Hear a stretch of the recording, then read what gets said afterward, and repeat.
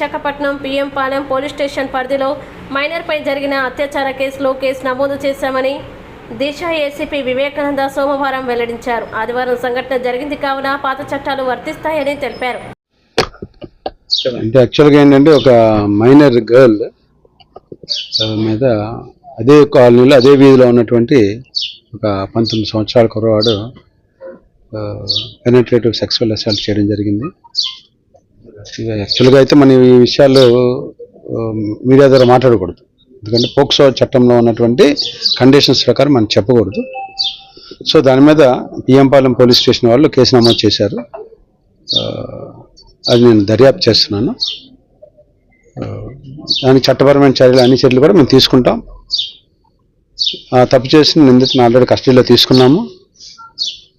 Procedures అన్ని follow అయ్యి ఆయన్ని రిమాండ్ పెట్టడం జరుగుతుందండి. ఇది నిన్న మధ్యాహ్నం అండి. నిన్న అంటే అరౌండ్ 3:30-4 o'clock ఆ టైంలో జరిగింది. రాత్రి కంప్లైంట్ ఇచ్చారు పేరెంట్స్ వచ్చి, దాని మీద కేసు నమోదు చేశారు. నేను దర్యాప్తు టేక్అవుట్ చేశాను.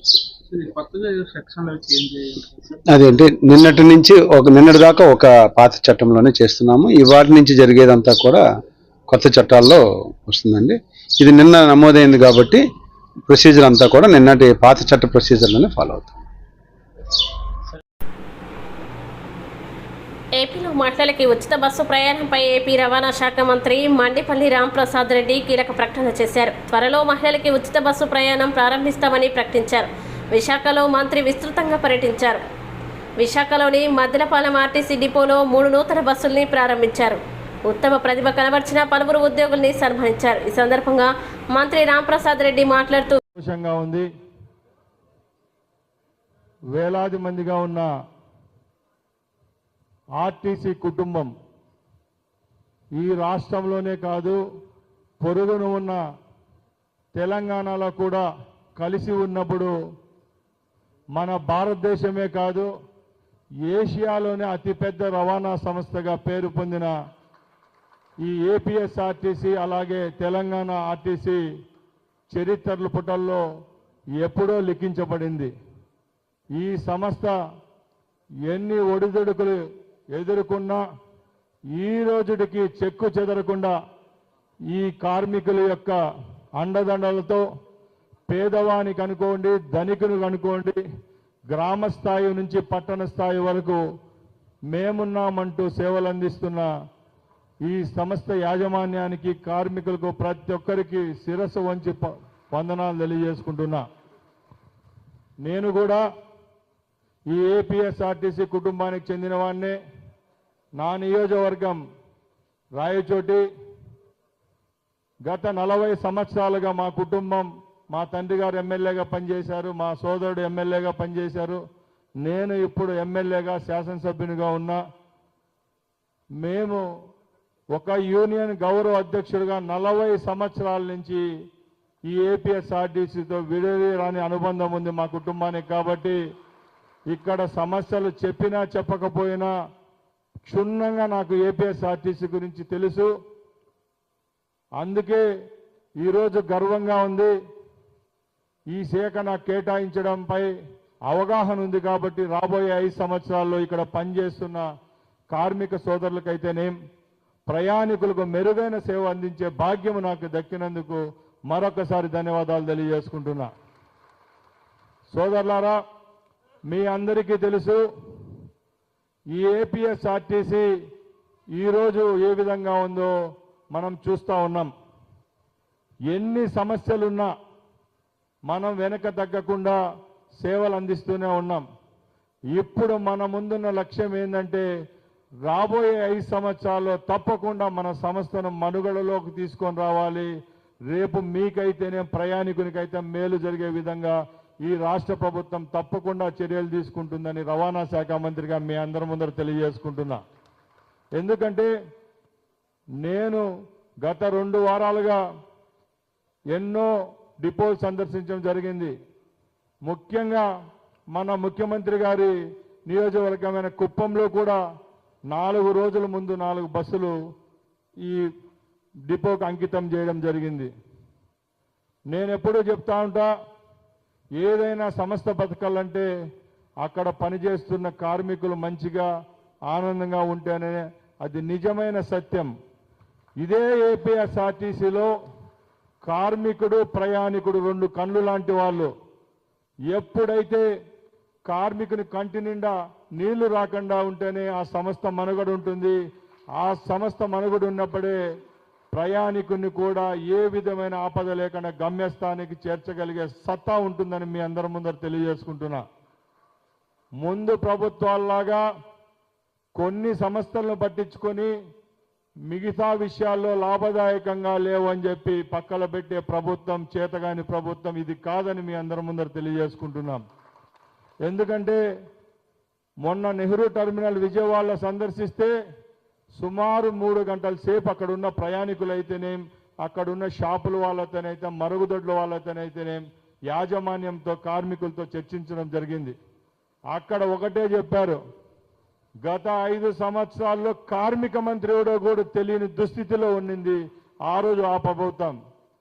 ఈరోజు ఈ తెలుగుదేశం ప్రభుత్వం నారా చంద్రబాబు నాయుడు గారి నాయకత్వంలో ఏ సంస్థలైతే ఆర్థికంగా వెనకున్నాయో ఆ సంస్థలు వదిలేసే పని లేదు. ఇప్పుడే సోదరులు శాసనసభ్యులు గారు ఒకటే చెప్పారు, మనకు కేవలం డబ్బులే అవసరం కాదు, ప్రజలకు సేవ చేసే భాగ్యం కూడా కావాలి. కాబట్టి కొన్ని రూట్లలో బస్సులు నడుపుతూ ఉంటే అక్కడ లాభాలు లేవు, స్కూల్ పిల్లవాళ్ళు ఉండారని చెప్పి అక్కడ ఏ విధమైన ఆ రూట్ లాభం ఉండకపోతే మనం ఆపే ప్రసక్తే ఉండకూడదని నేను యాజమాన్యం వాళ్ళని కోరుతున్నా. ఎందుకంటే ఈరోజు పెన్షన్ ఇచ్చాం, 65 లక్షల పెన్షన్లు ఈ రాష్ట్రంలో ఇస్తా ఉన్నాం. అది ప్రభుత్వానికి భారమే అని అందరికీ తెలుసు. అయినా కూడా వెనుకడుగేసే ప్రసక్తి లేదు. అన్ని లాభదాయకమైన సంస్థలు అయితే ఉండవు. కొన్ని ప్రజల కోసం పనిచేసే విధంగా ఉండే సంస్థల్లో ముఖ్యమైనది ఏపీఎస్ఆర్టీసీ. అందుకు తప్పకుండా రాబోయే కాలంలో ఏపీఎస్ఆర్టీసీ మనుగడకు ఏ విధమైన సమస్య లేదు. ఏ సమస్య వచ్చినా ఈ రాష్ట్ర ప్రభుత్వం దీన్ని ఆదుకునేదానికి సిద్ధంగా ఉందని మరొకసారి కార్మిక సోదరులకు అలాగే ఇక్కడ ఉన్న మీడియా మిత్రులందరికీ తెలియజేసుకుంటున్నాం. ఎందుకంటే ఈరోజు రాష్ట్రంలో వందలు కాదు వేలాది కోట్ల ఆస్తులున్న ఏపీఎస్ఆర్టీ సంస్థ గత ప్రభుత్వాల్లో ఎంతసేపు కార్పొరేషన్గా ఉండి చైర్మన్లను వేసుకొని డైరెక్టర్లను వేసుకొని ఉన్న ఆర్టీసీ టీడీపీ పార్టీ మేనిఫెస్టోని పూర్తి స్థాయిలో నియోజకవర్గ ప్రజలకి అమలు చేయాలని నర్సీపట్నం మాజీ ఎమ్మెల్యే ఉమాశంకర్ గణేష్ డిమాండ్ చేశారు. సోమవారం ఆయన మీడియాతో మాట్లాడుతూ వెంటనే సూపర్ 6 పథకాలు అమలు చేయాలని అన్నారు. అందరికీ నమస్కారం అండి. మరి ఈరోజు నర్సీపట్నం నియోజకవర్గం సంబంధించి మరి తెలుగుదేశం ప్రభుత్వం ఉమ్మడి మేనిఫెస్టో సందర్భంగా మరి ఏదైతే మాట ఇచ్చారో మీరు పెన్షన్ సంబంధించి 7,000 రూపాయలు ఈరోజు ఇవ్వడం జరిగింది. చాలా సంతోషం. అంటే 4,000 రూపాయలతో పాటు గత 3 నెలలకు సంబంధించిన 3,000 రూపాయలు కూడా 7,000 ఇవ్వడం జరిగింది. అలాగే వికలాంగులు కూడా 6,000 రూపాయలు ఇస్తామని చెప్పారు. వాళ్ళు కూడా చాలా మంది వికలాంగులు అనుకున్నారు ఏంటంటే 6,000తో పాటు గత 3 నెలలది కూడా ఏ విధంగా 1,000 రూపాయలు చొప్పున ఇచ్చారో అదేవిధంగా 3 9,000 ప్లస్ 6,000 కూడా 15,000 ఇస్తారని చెప్పి చాలా మంది అనుకున్నారు. మరి 6,000 ఇచ్చారు వాళ్ళు. మరి వాళ్ళందరూ కూడా మరి చాలా బాధపడుతున్న సంగతి మరి మీ ద్వారా తెలియపరచడం జరుగుతుంది. అయితే ముఖ్యంగా అలాగే అన్న క్యాంటీన్ల గురించి కూడా మరి పెట్టడం జరిగింది. త్వరలో కూడా ఆ కార్యక్రమం చేస్తారని చాలా సంతోషం అండి. అయితే మీ ద్వారా కోరేది ఏంటంటే గతంలో కాకుండా ఈ అన్న క్యాంటీన్లు అనేది 5 సంవత్సరాలు కూడా పెట్టాలని చెప్పి మేము కోరుతున్నాం నర్సీపట్నంలో. ఎందుకన్నదంటే ఆనాడు 2014లో వాగ్దానం చేసి 2014 నుంచి 19 వరకు కూడా 5 సంవత్సరాలు కూడా పెట్టలేదు. నర్సీపట్నంలో కేవలం ఒక 6 నెలల ముందు 2019 ఎన్నికలు వస్తున్నాయి కానీ ఒక 6 నెలల ముందు పెట్టారుగా తప్ప 4.5 సంవత్సరాలు పెట్టలేదని సంగతి మీ ద్వారా తెలియపరుస్తాను. మళ్ళీ అలాగే 2019లో ఇక్కడ నర్సీపట్నంలో తెలుగుదేశం పార్టీ ఓడిపోయేసరికి మరి 5 సంవత్సరాలు కూడా మరి అల్లిపూడి వెళ్ళిపోయారు. 4.5 సంవత్సరాలు అల్లిపూడిలో ఉండి ఒక 6 నెలల ముందు వచ్చి మళ్ళీ అన్న క్యాంటీన్ పెట్టారు. అంటే ఈ విధంగా కాకుండా ఈ 5 సంవత్సరాలు సరే తెలుగుదేశం ప్రభుత్వం అధికారంలో ఉంది కనుక ఈ 5 సంవత్సరాల సరే నర్సీపట్నంలో పూర్తి స్థాయిలో అన్నా క్యాంటీన్లు పెట్టాలని చెప్పి మేము మరి మీ ద్వారా మరి కోరడం జరుగుతుంది. ఇదే కాకుండా మరి ఈరోజు నర్సీపట్నంకి సంబంధించి మేము మాట్లాడేది ఏంటంటే మరి చాలా మంది ఎదురు చూస్తున్నారండి. ఇప్పటికే పిల్లలందరూ కూడా మరి స్కూల్కి వెళ్తున్నారు. ప్రతి ఒక్కరు కూడా మరి ఏదైతే తల్లికి వందనం అనే కార్యక్రమం ద్వారా ప్రతి ఇంట్లో కూడా ఎంతమంది పిల్లలు ఉన్నా 15,000 ఇస్తున్నారు. సుమారుగా నర్సీపట్నంలో 34,000 మంది నియోజకులు ఉన్నారండి. వాళ్ళందరూ కూడా ఎదురు చూస్తున్నారు. మరి మేనిఫెస్టోలో పెట్టిన ప్రకారం ఇస్తారు కనుక మరి 15,000 రూపాయలు వస్తాయని చెప్పి వారందరూ ఎదురు చూస్తున్న సందర్భంగా వారందరూ కూడా తొందరగా ఇచ్చే కార్యక్రమం చేయాలని చెప్పి మరి మీ ద్వారా కోరుతున్నాను. అలాగే నిరుద్యోగులు కూడా చాలా మంది ఉన్నారు. మన నర్సీపట్నం నియోజకవర్గంలో సుమారుగా 10,000 మంది ఉన్నారు. వాళ్ళు కూడా 3,000 రూపాయలు వస్తాయని చెప్పి ఎదురు చూస్తున్నారు. అది కూడా ఇచ్చే కార్యక్రమం చేయాలని చెప్పి కోరుతున్నాను. అలాగే ముఖ్యంగా రైతులందరూ కూడా ఇప్పుడు ప్రతి ఒక్కరు కూడా రైతులు మరి అధికారంలోకి వచ్చారు. మనకి 20,000 ఇస్తున్నారు సంవత్సరానికి అని చెప్పి 20,000 రూపాయలు ఏటా వస్తుందని చెప్పి సుమారుగా 42,000 పైగా ఉన్న ఈ రైతాంగ నర్సీపట్నంలో వాళ్ళందరూ కూడా మరి ఎదురు చూస్తున్న సందర్భంగా వాళ్ళకి కూడా 20,000 రూపాయలు ఇవ్వాలని చెప్పి మరి మీ ద్వారా కోరడం జరుగుతుంది. అలాగే ముఖ్యంగా చూస్తే ఏదైతే 19 సంవత్సరాల నుంచి 59 సంవత్సరాల వరకు ఉన్న మహిళలందరికీ కూడా మరి ఏదైతే 1,500 ఇస్తున్నారో మా నర్సీపట్నం నియోజకవర్గంలో సుమారుగా మొన్న చెప్పినట్టుగా 90,000 మంది పైకి ఉన్నారమ్మా. వాళ్ళందరూ కూడా మరి ఎదురు చూస్తున్నారు. ఎప్పుడు మరి ప్రతి వచ్చినాలు ఇస్తారా తర్వాత ఇస్తారా 1,500 అని చెప్పి 90,000 మంది మరి నర్సీపట్నం నియోజకవర్గంలో ఎదురు చూస్తున్న సందర్భంగా వారందరూ కూడా 1,500 రూపాయలు ఇవ్వాలని చెప్పి కోరడం జరుగుతుంది. అలాగే ముఖ్యంగా గ్యాస్ సిలిండర్ కూడా ఉచితంగా 3 ఇస్తున్నారు. సుమారుగా నర్సీపట్నంలో నియోజకవర్గంలో 85,000 పైగా మరి రేషన్ కార్డులు ఉన్నాయి. వాళ్ళందరూ కూడా ఎప్పుడూ ఉచితంగా వస్తాయని చెప్పి వారు కూడా మరి ఎదురు చూస్తున్న సందర్భంగా వారికి కూడా తొందరగా ఇచ్చే కార్యక్రమం చేయాలి. ముఖ్యంగా చెప్పాలంటే మరి మహిళలందరికీ కూడా ఉచితంగా మరి బస్సు సౌకర్యం కల్పిస్తున్నారు. సుమారుగా నర్సీపట్నం నియోజకవర్గంలో 1,00,000 మంది పైగా మహిళలు ఉన్నారు. వారందరూ కూడా ఎప్పుడు బస్సులు వేస్తారా ఎప్పుడు మరి వెళ్ళాలా మరి ప్రయాణాలు చేయాలని చెప్పి ఆలోచిస్తున్నారు కనుక వారందరూ కూడా త్వరలోనే మరి బస్సులు ఇచ్చే కార్యక్రమం చేయాల్సిందిగా మరి కోరుకుంటూ, అలాగే ముఖ్యంగా మరొకటి చెప్పింది ఏంటంటే ఎవరైతే ఎస్సీ ఎస్టీ బీసీ మైనారిటీలు ఉన్నారో వారందరూ కూడా 50 సంవత్సరాలకే పెన్షన్ ఇస్తున్నారు. సుమారుగా నర్సీపట్నంలో 4,000 రూపాయల పెన్షన్ చొప్పున నర్సీపట్నం నియోజకవర్గంలో మరి వాళ్ళు 21,000 పైగా మరి ఉన్నారు కనుక వాళ్ళు కూడా మరి 4,000 రూపాయలు ఎప్పుడు వస్తాయని కూడా మరి చూస్తున్న సందర్భంగా మరి ముఖ్యంగా అలాగే చెప్పాలంటే ఆటో డ్రైవర్లు కూడా మరి 15,000 ఇస్తున్నారు. ఏదైతే మీరు మేనిఫెస్టోలో పెట్టారో అవన్నీ కూడా తొందరగా చేయాలని చెప్పి మరి తొందరగా మరి ఏదైతే నమ్మకంతో మరి ప్రజలందరూ కూడా తెలుగుదేశం కూటమికి మరి ఓట్లేసి గెలిపించారో మరి ఆ నమ్మకాన్ని వమ్ము చేయకుండా మీ అందరూ కూడా చేయాలని చెప్పి మనస్ఫూర్తి కోరుకుంటూ మరి లేని పక్షంలో మరి త్వరలోనే మరి ప్రజల తరపున మా పార్టీ తరపున మీ అందరం కూడా మరి పోరాటం శాంతియుత పోరాటం చేయడానికి సిద్ధంగా ఉందని చెప్పి మీ ద్వారా తెలియపరుస్తాం. జై జగన్. నమస్కారం. పెన్షన్ పేరుతో వృద్ధుల్ని జగన్ వంచిస్తే చంద్రబాబు పెన్షన్ని పండుగ చేశారని ఏలూరు శాసనసభ్యులు సాంబశివరావు అన్నారు. ఆయన మీడియాతో మాట్లాడారు. రాష్ట్రంలో అన్ని పండగల్ని ఒకేసారి తీసుకొచ్చిన విధంగా ఒక పండగ వాతావరణంలో ఈరోజు రాష్ట్ర ప్రజలందరూ కూడా ఉన్నారు. పోయిన నెల 4వ తారీఖు ఈ రాష్ట్రంలో ఒక నరకాసుడి వధ జరిగి ప్రజలు ఏ విధంగా పండగ చేసుకున్నారో మనం చూసాం. మరోసారి రాష్ట్ర వ్యాప్తంగా శ్రీకాకుళం నుంచి చిత్తూరు వరకు రాయలసీమ అంతా కూడా రాష్ట్ర వ్యాప్తంగా అన్ని పండగలు సంక్రాంతి, దసరా, రంజాన్, క్రిస్మస్ అన్ని పండుగలు ఒకేసారి వచ్చినంత ఆనందం ఈరోజు ఆంధ్రప్రదేశ్ రాష్ట్రంలో కనిపిస్తూ ఉంది. ఏదైతే మాట తప్పం మడెం తిప్పం అని చెప్పి పెద్ద పెద్ద మాటలు చెప్పి పరిపాలన చేతగాక రాష్ట్రాన్ని అన్ని రకాలుగా భ్రష్టుపట్టించిన జగన్మోహన్ రెడ్డి ప్రభుత్వం ఒకవైపు, రెండో వైపు 18 రోజుల్లో చెప్పిన పనిని సమర్థవంతంగా చేసి చూపెట్టిన నాయకత్వం, అలాగే ఏదైతే ప్రజలకు హామీ ఇచ్చారో ఆ హామీని సమర్థవంతంగా ఇంప్లిమెంట్ చేసిన ఒక సమర్థవంతమైన నాయకత్వం ఒకవైపు. ఈరోజు రాష్ట్ర ప్రజలందరూ కూడా చర్చించుకుంటున్నారు.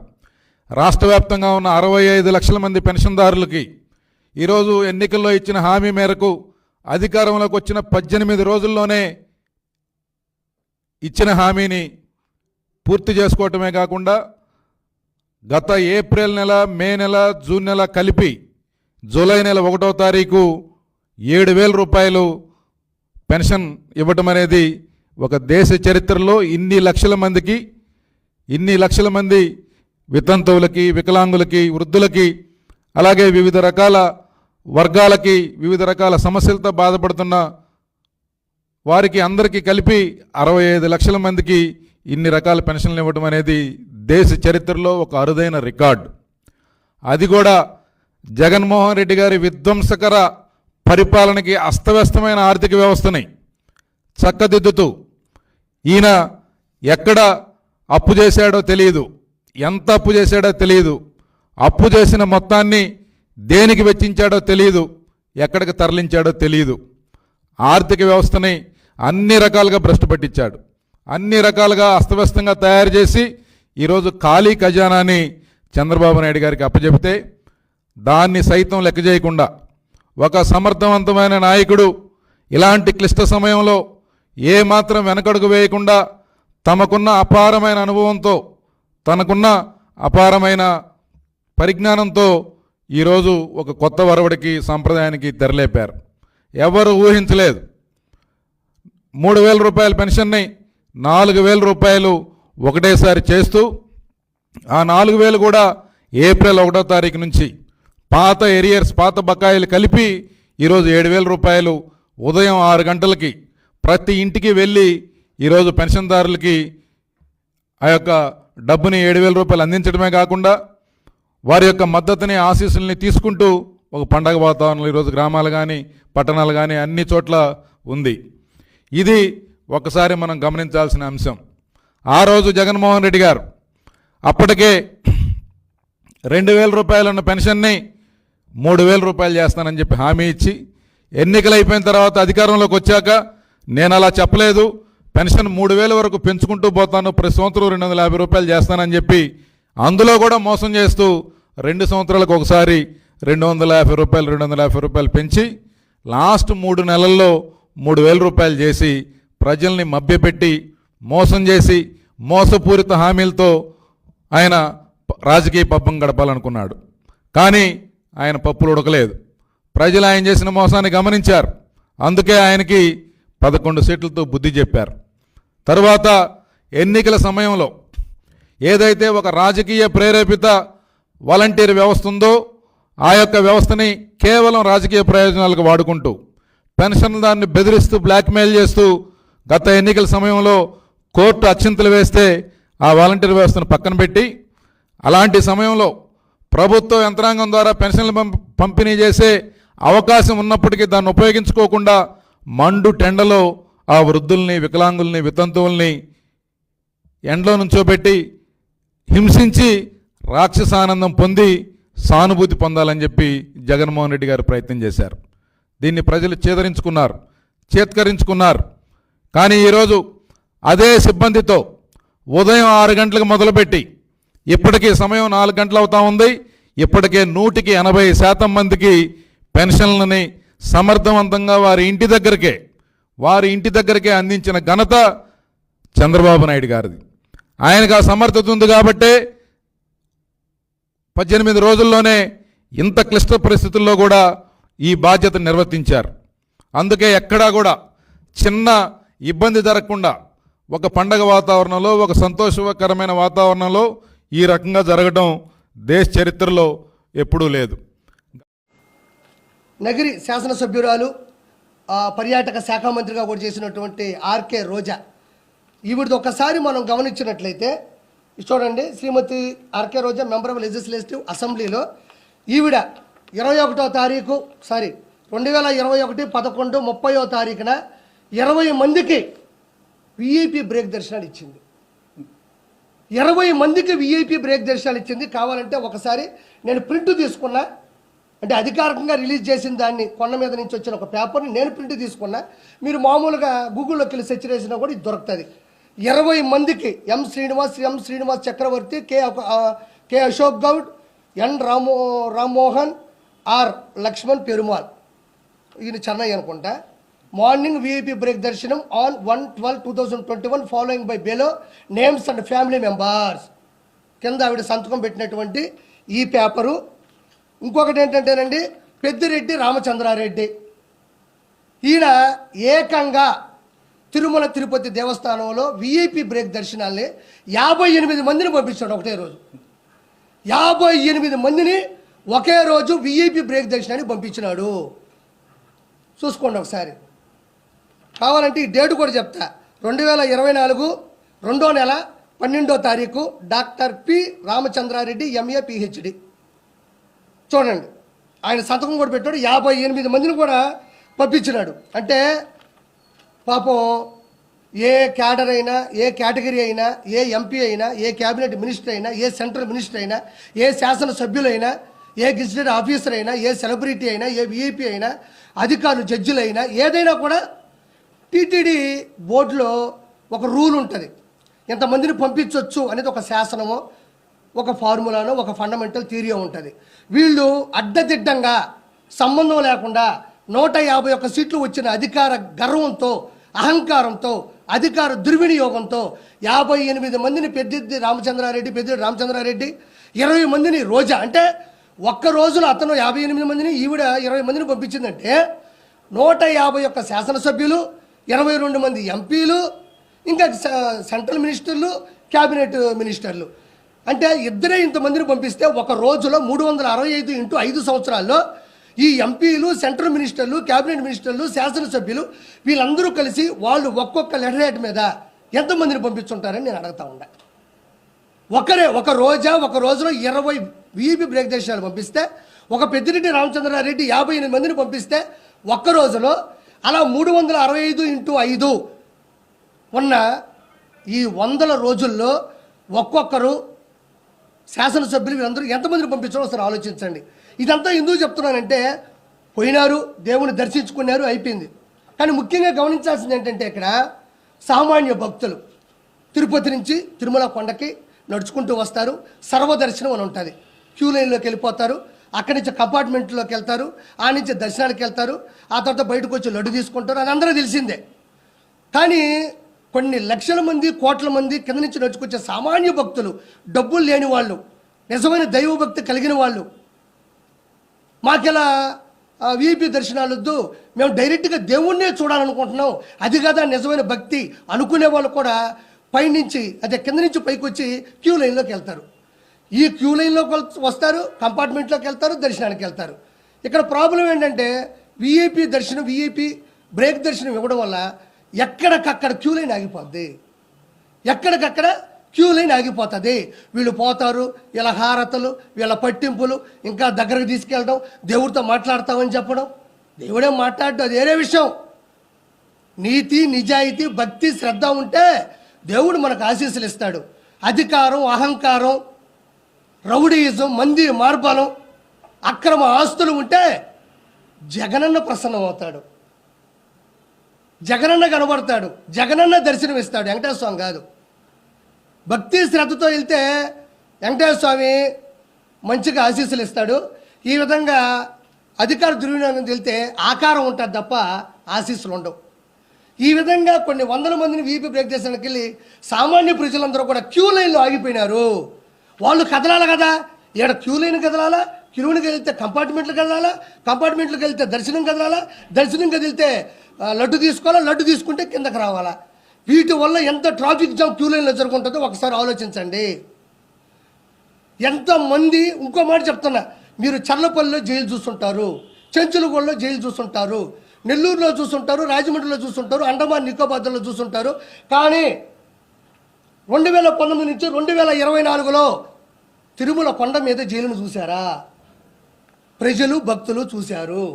క్యూ లైన్ కూడా లోపల బానిచ్చేసి డోర్లు వేసేసి ఏమాత్రం మంచినీటి సదుపాయం లేకుండా చేయడం, ఏమాత్రం అన్నప్రసాదం, పొంగల్ కావచ్చు, లేకపోతే సాంబార్ అన్నం కావచ్చు, లేకుండా చేయడం, ఏమాత్రం మజ్జిగ లేకుండా చేయడం. అంటే ఇక లోపలికి వెళ్తారు, పిల్ల జల్లా ఉంటారు, ముసలోళ్ళు ఉంటారు, థైరాయిడ్ పేషెంట్లు ఉంటారు, షుగర్ ఉంటుంది, బీపీ ఉంటుంది, కొంతమందికి ఆస్మా ఉంటుంది, కల్తీరు పడిపోతూ ఉంటాయి. లోపల పోతే కనీసం ఫ్యాన్లు కూడా తిరగనీయకుండా చేశారు. ఇలా లోపలికి వెళ్ళిన వాళ్ళని జైల్లో ఉన్న ట్రీట్మెంట్ కాదా ఇది?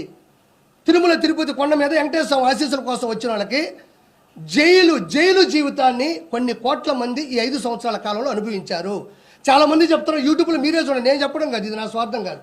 మీరు తొంగి చూస్తే లోపల ఫ్యాన్ లేవు, తినడానికి తిండి లేదు, బయటికి రావడానికి దారి లేదు. అంటే ఇదేంటి? జైలు జీవితం అంట. జైలు ఎంతకన్నా బాగా